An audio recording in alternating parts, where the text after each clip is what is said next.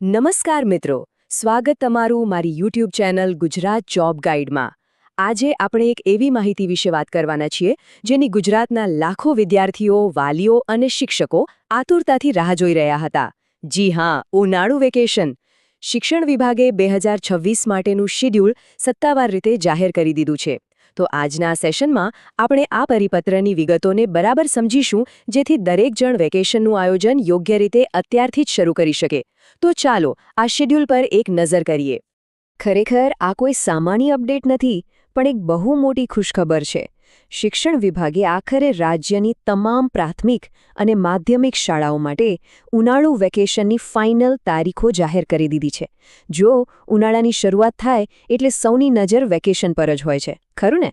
તો હવે એ સત્તાવાર પત્ર આવી ગયો છે અને રજાઓનું આખું ચિત્ર એકદમ ક્લિયર થઈ ગયું છે।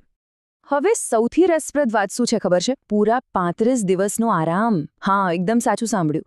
શિક્ષણ વિભાગના સત્તાવાર પત્ર મુજબ આ વર્ષે ઉનાળુ વેકેશન બરાબર 35 દિવસનું રહેવાનું છે।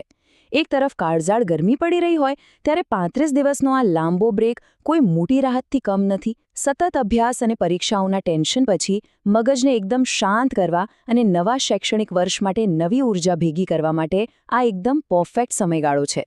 તો હવે મેઇન વાત પર આવીએ। આ રજાઓ ખરેખર શરૂ ક્યારથી થાય છે? સરકારી પરિપત્રમાં તારીખો બિલકુલ સ્પષ્ટ છે।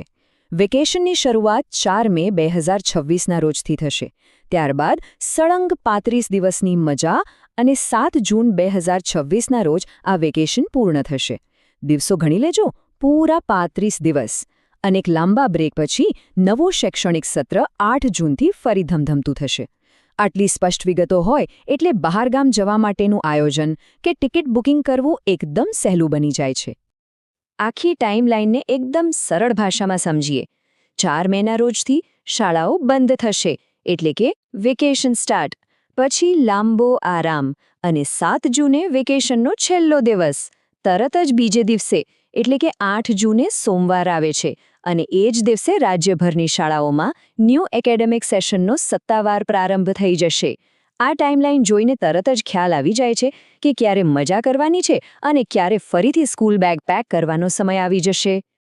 આ જાહેરાત આવતાની સાથે જ ચારે બાજુ એક અલગ જ ઉત્સાહ જોવા મળી રહ્યો છે। એના મુખ્ય 3 કારણો છે। પહેલું, અત્યારથી જ પ્રવાસ અને મનોરંજન માટેનું એડવાન્સ બુકિંગ શરૂ કરી શકાય છે। બીજું, ઉનાળાની ભયંકર ગરમીમાંથી મોટી રાહત મળશે।